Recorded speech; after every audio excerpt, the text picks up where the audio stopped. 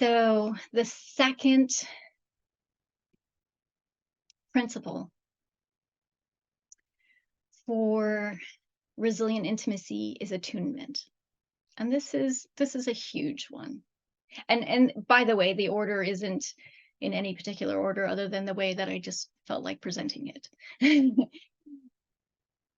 Attunement is huge, and it there's a lot um, of things that we can learn to become to improve our attunement to ourselves and to others.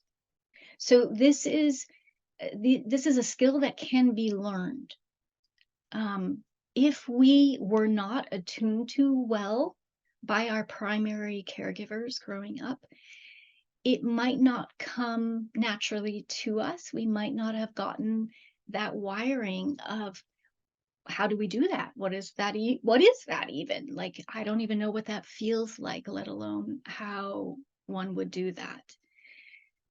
So I'm just going to share right now some of the signals of attunement. And attunement is like, I'm really present with you.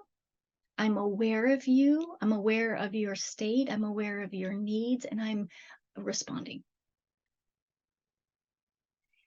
Um, and growing up, we need a certain level of attunement for us to feel safe and for us to develop. And there's different stages of development where there are different needs that are primary in terms of our emotional, psychological development. When they're not met well enough, then we develop strategies to try to get our needs met, and we end up developing an attachment adaptation. When they're met well enough, then we develop a secure sense of self and of a feeling of being comfortable in our own skin, and that we feel comfortable being on our own, and we know that people will be there for us and we will be there for others, and there's this ease and flow in the dance of connection and coming in and coming and going, coming in and out of connection. So some of the signals, and it doesn't and I'm saying enough, it doesn't have to be 100%, it doesn't have to be perfect, and no one's perfect, we're all human. So um our parents were human and they did the best they could with the resources they had. And if they didn't have much from their parents or from their environment, then they were at a handicap as well. And um, and if you're a parent, know that you can be human and make mistakes, and your kids can still turn out okay.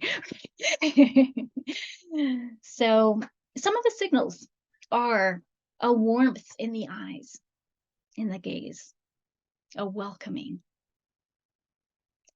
a settledness in so if I'm attuning to you, for example, a settledness in my own nervous system. And through mirror neurons, your nervous system begins to, this is the co-regulation, begins to settle as well. The tone of voice, a soft, nurturing tone of voice, not a harsh voice.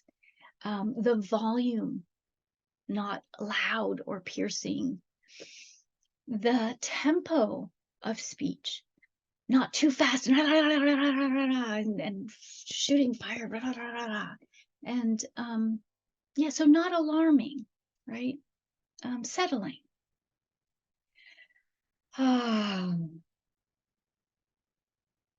Attuned touch, caring, safe, appropriate touch. And then meeting your needs. Like, so as a child, as an infant, your cry for hunger, your cry for I'm cold, or I'm scared, I need reassurance. There's parts of us as adults that still need reassurance or um, comfort or right emotion. We have emotional needs, and that mirroring of, oh, you're okay,